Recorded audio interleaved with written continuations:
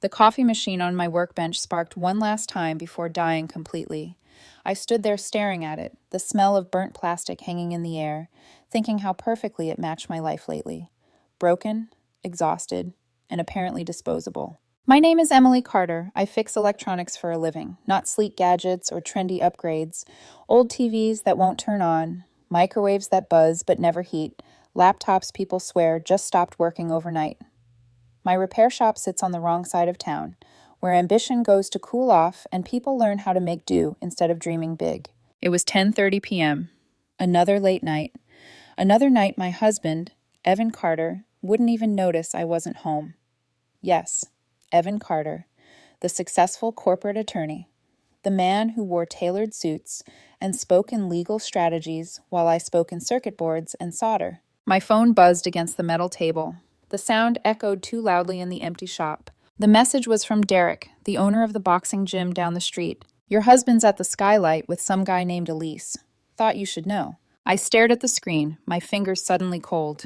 The Skylight was a rooftop bar downtown, the kind of place Evan loved and I couldn't afford. The kind of place he said he went to network more and more often. Nothing like finding out your marriage is ending through a text message, I whispered to no one. 20 minutes later, rain slicked the streets as I parked beneath a glass tower that didn't belong to people like me. The elevator ride to the 32nd floor felt like stepping into another universe, one full of money, confidence, and people who never worried about rent. And then I saw them. I took a photo. My hands were steadier than my heart. As I turned to leave, a voice slid into my ear like a blade. Well, look what the cat dragged in. That was the moment I knew this wasn't just an affair. It was a war. And my marriage was already the first casualty. Before I tell you how everything collapsed, you need to understand what my life looked like before that night, before the rooftop bar, before the text message, before I learned how quickly love can turn into leverage. My name is Emily Carter. I'm 39 years old, self-employed, grease under my nails, more often than not. I grew up learning how to fix things because no one else was coming to save us. When something broke, you either repaired it or you lived without it. That mindset followed me into adulthood, into my marriage, into every excuse I made for the man I loved. My husband, Evan Carter, was my opposite in every way. We met in college. I was working 2 part-time jobs, studying electronics engineering, before life forced me to drop out. Evan was already talking about law school, internships, prestige. He had charm, the kind that made professors listen longer and strangers smile faster. When he looked at me back then, it felt like I was being chosen. For a long time, that was enough. Evan became a corporate attorney. Suits, glass offices, client dinners. I opened my repair shop with a small loan and a lot of stubborn hope. We told ourselves we balanced each other. He handled the future. I handled the present. At least that's what I told myself. We bought our house during a hopeful year, before promotions changed him, before ambition sharpened into something colder. We painted the walls together. We laughed on the kitchen floor with pizza boxes between us. And then there was Emma, our daughter. Smart, observant, too perceptive for her own good. But cracks don't announce themselves, they whisper. Evan started working later. Networking events replaced family dinners. He corrected the way I spoke in front of his colleagues. Small things, subtle things. The way his hand would tighten when someone asked what I did for a living. I fix electronics, I'd say proudly. And he'd smile like it was a phase. His friends were polite, but his world wasn't built for someone like me. Especially not Marina, his paralegal, his closest ally at work. She never said it outright, but I could feel her judgment in the way she looked at my clothes, my shop, my life. Like I was temporary, like I was something Evan would eventually outgrow. I ignored it, because love, when you're loyal, becomes a habit, and habits are hard to break. Evan told me I was paranoid when I noticed the new clothes, the new cologne. The second phone he claimed was for work. He told me I was tired, overworked, insecure. So I swallowed it. I told myself marriages went through seasons, that success changed people, that if I just held things together long enough, he'd come back to me. I didn't know yet that he already had someone else waiting. That night at the Skylight wasn't the beginning of the end. It was just the first time I stopped looking away. After that night, something shifted inside me. Not loudly, not dramatically. It was quieter than that, like a frequency change I couldn't unhear. I started noticing things I'd trained myself to ignore. Evan's phone never left his hand anymore. If it buzzed, he stepped outside. If I walked into a room, the screen went dark. He claimed client confidentiality, said I wouldn't understand. Maybe once, that excuse would have worked. Now it tasted rehearsed. Marina's name came up constantly. She's staying late again. She needs help with a filing. She's stressed. This firm works people to death. Funny how the woman who openly despised me somehow knew everything about my marriage. Evan stopped asking about my day. When he did, his eyes wandered, already somewhere else, already bored. I'd tell him about a customer who cried when I fixed her late husband's radio, and he'd nod like he was listening while checking emails. And then there was money. Not missing, just redirected. New suits, new watches, charges from restaurants I'd never heard of. When I asked, Evan laughed it off. Business expenses, he said. Investments. Future. I was always the past. The house grew quiet in a way that felt intentional. We spoke in logistics. Who was picking up Emma? Who forgot the trash? Who paid what bill? There was no space left for intimacy, no room for softness. One evening, Emma watched us eat dinner in silence and finally asked, "Did I do something wrong?" That question broke something in me. I realized our daughter felt the tension long before I was willing to name it. Evan's family didn't help. His mother started suggesting alternative schooling options for Emma, private academies more aligned with Evan's career trajectory. His sister hinted that I was holding him back, said it kindly enough to pretend it wasn't an insult. "You're lucky," she told me once. "Not everyone gets to marry potential." I smiled and said nothing. But the heaviness followed me everywhere, into my shop, into my sleep, into the way I flinched when Evan came home late, smelling like someone else's perfume. I didn't confront him. Not yet. Because confronting someone means accepting the answer you're afraid of. Instead, I watched. I noticed Evan always worked late on the same nights. I noticed Marina's car outside the office after hours. I noticed how Evan stopped wearing his wedding ring because clients judged him differently. I noticed how careful he was becoming.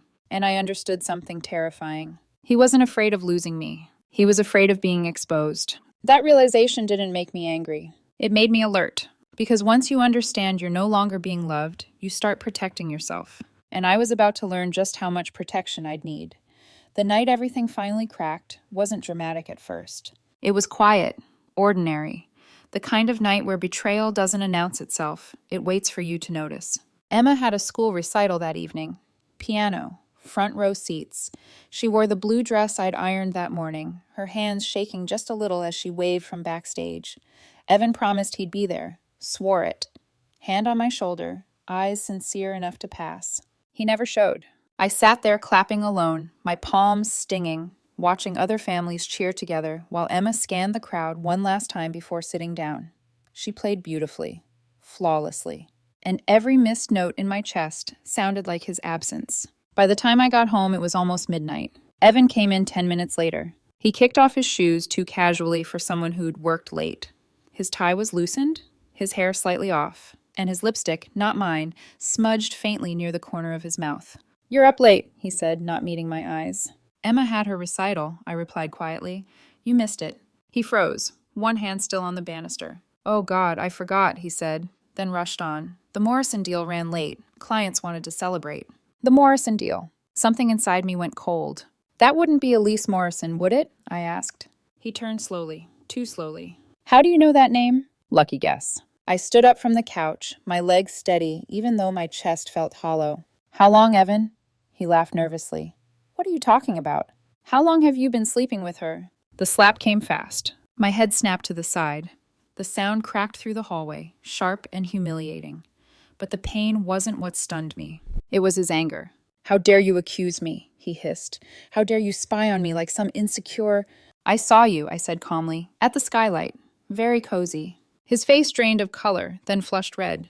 "You followed me." "I went for a drink," I said. Imagine my surprise. For a moment, he just stared at me, calculating, deciding how much truth I deserved. Then he straightened his shoulders. "We're done," he said coldly. "I'm going to bed." "Yeah," I replied, "we are." He walked upstairs without looking back. I waited until the bedroom door slammed. Then I went to the kitchen. His briefcase sat on the counter. Inside, beneath documents and receipts, was a phone I'd never seen before. Cheap, prepaid, a burner. My hands didn't shake when I turned it on. The messages told the whole story. Plans to drain our joint accounts. Discussions about forcing me out of the house. Strategies for full custody of Emma. And beneath it all, something that stole my breath. Can't wait to be rid of the loser. Emma deserves a real mother figure. He'd sent it to Elise Morrison less than 3 hours earlier. I put the phone back exactly where I found it. Then I walked into my home office and sat down. If Evan wanted a war, he'd get one. But I wasn't going to scream, I wasn't going to beg, and I wasn't going to lose my daughter. I was done being underestimated. I didn't sleep that night. I lay in bed staring at the ceiling, listening to Evan's breathing beside me, steady, unbothered, like the man hadn't just shattered our marriage and mapped out my erasure. My body felt heavy, but my mind wouldn't stop moving. Shock doesn't come as screaming or sobbing the way people imagine. Shock is quiet. It's the way your heart beats too slowly, the way your hands feel distant, like they belong to someone else, the way your brain starts replaying years of memories, looking for the moment you should have known. I kept asking myself the same question over and over. What did I miss? I thought about every time I apologized just to keep the peace, every time I minimized my own needs because his career was important, every time I told myself I was lucky he chose me. By morning, something had changed. Not anger, clarity. Evan was already gone when I woke up. No note, no explanation, just the lingering scent of his cologne and a single coffee cup left in the sink, like a quiet declaration that he didn't owe me anything anymore. Emma sat at the kitchen table scrolling through her phone, cereal untouched. "Mom left early again," she said without looking up. "Big case or whatever." I poured myself coffee, forcing my hands to stay steady. "Yeah," I said, "big case." She finally looked at me. Her eyes, too sharp for 16, studied my face. "You guys fighting?" I chose my words carefully. "Adults mess things up sometimes," I said. "But whatever happens, you know I love you, right?" She rolled her eyes but smiled anyway. "Yeah, Mom." That smile was my anchor. At the shop, the whispers had already started. Small towns don't wait for facts, they feed on implication. Customers canceled appointments. One man joked about trading up. Another asked if I'd still be fixing things once I lost the house. I smiled through it all. Then I locked the door and went to Derek's gym. The place smelled like sweat and metal and resolve. Derek didn't ask many questions. He just handed me wraps and watched me hit the heavy bag until my arms burned. "You look like you're planning something," he said finally. "I am," I replied, "but not the way you think." He studied me the way former cops do. Quiet, assessing. "Don't get emotional," he said. "Get strategic." That word stayed with me. Strategic. That afternoon, I started reading. Divorce law, custody statutes, asset protection. I learned what could be proven and what couldn't, what courts cared about, what they ignored. I also started paying attention. Not stalking, watching. I noticed Evan had grown careless, leaving documents out, taking calls in the house, acting like I was already irrelevant. Maybe part of him wanted me to explode, wanted me to be the villain. I wouldn't give him that, because beneath the hurt, beneath the betrayal, something stronger was forming. Resolve. And once I felt that, I knew. This wasn't over. Not even close. Once you stop reacting and start observing, the truth reveals itself faster than you expect. Evan didn't hide anymore. He didn't need to. In his mind, I was already defeated. He stayed out late 3 nights a week, always the same nights. Tuesdays, Thursdays, Saturdays. His excuses were predictable now. Client dinners, networking, strategy sessions. The words slid off him smoothly, like he'd practiced them in front of a mirror. Emma noticed before I said anything. "Mom," she said one evening, standing in the doorway of my office, "Dad doesn't live here anymore, does he?" The question wasn't angry. It wasn't dramatic. It was observant. "He does," I said carefully. "He's just distracted." She nodded, accepting the answer the way children do, when they already know more than the adults think they do. That same week, Evan bought a new suit, designer, expensive. He claimed it was a gift from the firm. It wasn't. I knew because I found the receipt in our joint account. Then came the missed commitments. A school meeting, a parent-teacher call, another recital he promised to attend and didn't. Each absence stacked on the last until the pattern was undeniable. I followed him one night, not out of jealousy, out of necessity. He drove from his office to a small Italian restaurant across town. Not the skylight this time, but somewhere quieter, intimate, candlelit, the kind of place people chose when they didn't want to be seen. I waited. 2 hours later, he walked out with Elise Morrison. She was older than I expected. Confident, elegant, the kind of woman who'd never had to ask permission to take up space. She touched his arm like it belonged to her. He leaned into her without hesitation. I took photos, not out of spite, out of preparation. As they said goodbye, another car pulled up, a red BMW. And my understanding of the situation shifted from personal betrayal to something much darker. Marina stepped out of the car, Evan's paralegal, his shadow, his loudest supporter. She wasn't alone. The man beside her was James Crawford, Evan's boss.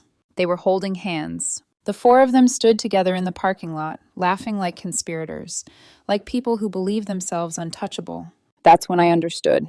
This wasn't just an affair. It was a network, a closed circle of ambition, manipulation, and entitlement, and I was the obstacle in the middle of it. I drove home feeling strangely calm, not numb, focused. The next morning, I made a call. Not to one of Evan's colleagues, not to someone with a polished website and corporate polish. I called Patricia Reeves. She advertised on bus benches.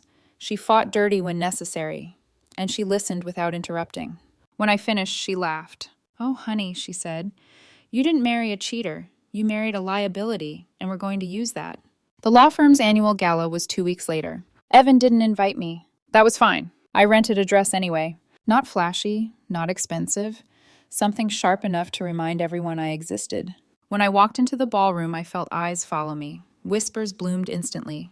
"That's Evan's wife. I thought they were divorcing. What's she doing here?" Evan saw me across the room. His face drained of color. Elise stood beside him in black silk, her hand already claiming space on his arm. Marina appeared moments later, drink in hand, smirk ready. "Well," she purred loudly, "didn't expect to see you here." "Neither did I replied calmly. Yet here we are. Evan tried to steer me away. "This isn't appropriate," he whispered. "Oh," I said softly, "I think it's perfect. Because the truth doesn't need permission." And that night, I wasn't leaving quietly. For all my preparation, nothing truly prepares you for the moment the world turns its back on you. After the gala, things didn't immediately explode. They compressed. Evan didn't come home that night, or the next. His lawyer, his colleague, sent a formal notice requesting exclusive use of the house, pending further proceedings. Friends stopped calling. People I'd known for years suddenly became unavailable, unreachable, uncomfortable. The story circulating wasn't the truth. It was cleaner, simpler. I was unstable, vindictive, embarrassing. A bitter wife who couldn't handle being left behind. Emma felt it at school. Whispers, side glances, teachers suddenly stiff in conversation. One of her friend's parents asked if she was safe at home. That night, she cried in my arms. "Did we do something wrong?" she asked. And that was it. That was the moment I broke. Not in public, not dramatically. I wondered if I'd made a mistake by standing up at the gala, if silence would have been easier, if dignity really mattered when power was stacked against you. I opened my phone and stared at the photos I'd taken.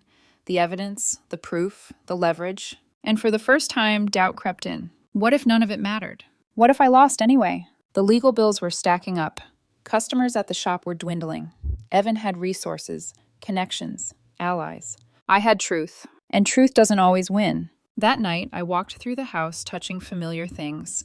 The kitchen counter where Emma did homework, the living room rug we bought when we thought permanence was guaranteed. I packed a bag, just in case. The next morning, I sat across from Patricia Reeves, eyes hollow, hands wrapped around cold coffee. "I don't know if I can do this," I admitted. Patricia leaned back in her chair. "Good," she said. "That means you're scared enough to be smart." She slid a folder across the desk. Inside were documents I hadn't seen yet. Bank transfers, client accounts, patterns. "This," she said, tapping the page, "is not a divorce. It's a collapse." I stared at the evidence, and suddenly the weight shifted. The fear didn't disappear, but it changed shape. Because I realized something important. They weren't just trying to erase me. They'd been sloppy, and sloppy people leave trails. That night, as I tucked Emma into bed, she looked at me seriously. "Mom," she said, "are we going to be okay?" I kissed her forehead. "Yes," I said, even if I didn't fully believe it yet. Because rock bottom doesn't come with answers. It comes with a choice. And I wasn't done choosing. The turning point didn't arrive with fireworks. It came quietly, on a Thursday morning, inside a beige conference room that smelled like stale coffee and old carpet. Patricia spread the documents across the table one by one, methodical, almost gentle. She didn't rush. She didn't dramatize. She let the truth speak for itself. "Look at the dates," she said, "not the amounts, the timing." I leaned forward. Transfers from client trust accounts. Small enough not to raise immediate alarms, frequent enough to add up. Each one aligned perfectly with Evan's business trips, Elise's shopping sprees, Marina's sudden upgrades. It wasn't just an affair. It was theft. And Evan wasn't the mastermind. He was the weak link. "What about custody?" I asked, my voice steady, even though my heart wasn't. Patricia slid another file toward me. "Emma's school records, attendance. You're the one listed at every meeting, every emergency contact, every doctor visit." She met my eyes. "He can't touch you there." Something inside me unclenched. For the first time in weeks, I breathed fully. But the real shift, the moment everything locked into place, came that evening. Emma and I were eating dinner when my phone buzzed. A message from an unknown number. "You don't know who you're messing with. Drop it, or you'll regret it." I stared at the screen. Then I smiled. Because fear is a language, and Evan had just admitted he was afraid. I forwarded the message to Patricia. Her reply came instantly. "Good, that's leverage." That night I didn't cry. I planned. I stopped waiting for apologies that would never come. I stopped hoping Evan would suddenly remember who I was to him. Instead, I remembered who I was. The woman who built a business from nothing. The woman who kept a family together while being quietly dismissed. The woman who knew how to fix broken systems, because she'd been doing it her entire life. The next day, I made a decision, not to destroy him, to step aside and let the truth do it. Patricia filed the motions, quietly, precisely. Subpoenas went out. Audits were triggered. The firm started asking questions Evan couldn't answer without implicating himself. Marina stopped posting on social media. Elise canceled her upcoming trips. Evan called me for the first time in weeks. "Emily," he said, voice tight, "we need to talk." "No," I replied calmly. "You need a lawyer." Silence. Then anger. "You think you've won?" he snapped. "You're nothing without me." I hung up, because that was the moment I knew. I had already won. Not because he was falling, but because I was done reaching for him. That night, I sat on Emma's bed and watched her study. "You look different," she said. "How?" "Calmer." I smiled. I finally am. The turning point isn't about power over someone else. It's about reclaiming power over yourself. And I was done being anyone's afterthought. The collapse didn't happen all at once. It happened in waves. First, the firm placed Evan on administrative leave. That was the phrase they used. Clean, professional, temporary. But everyone knew what it meant. His access was cut. His name quietly removed from client files.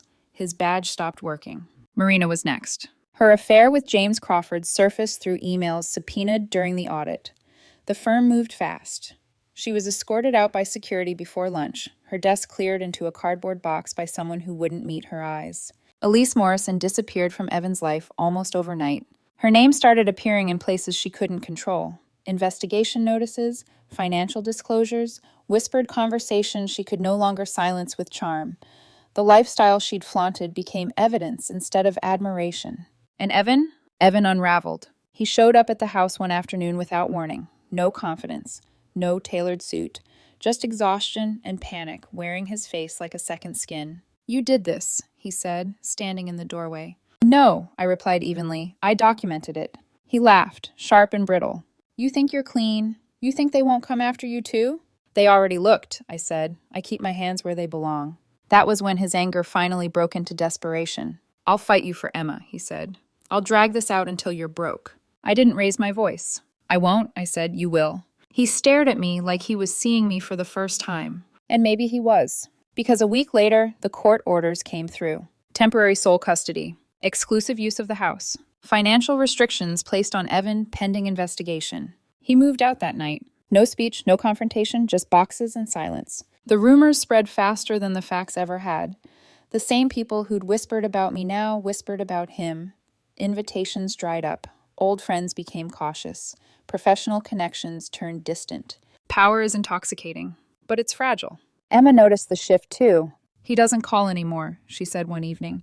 "He's dealing with consequences," I replied gently. She nodded. She was old enough to understand that actions echo. The final blow came 3 weeks later. The firm released a statement. Evan Carter had resigned. Effective immediately. No reference, no recommendation. Just an ending. I didn't celebrate. I didn't gloat. I packed his remaining belongings into labeled boxes and left them in the garage for pickup. When he came, he didn't ask to come inside. He just looked at the house like it no longer belonged to him. And he was right.